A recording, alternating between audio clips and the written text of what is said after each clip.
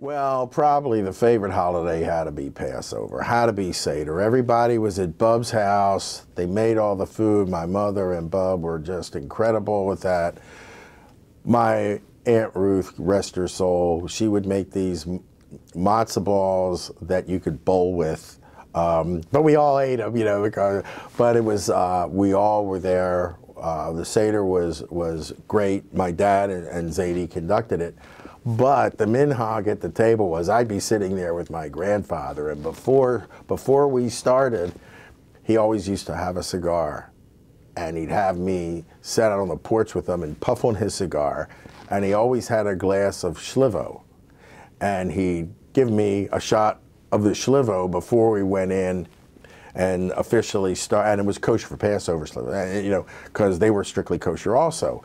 But you're sitting there and you're doing that, and during that holiday, Chol haMoed, we'd go driving. I'd sit on his lap, he had a DeSoto, my mother would have fits. My bubby would be yelling at him. I would steer, he worked the gas and brake, we drive around the block. That's kind of how the Passover thing developed.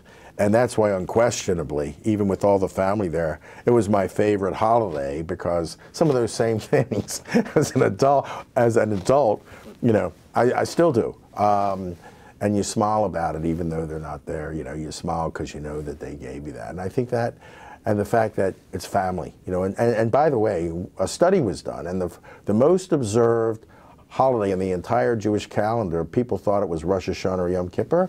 First night of Pesach is the most celebrated holiday around the world because of family.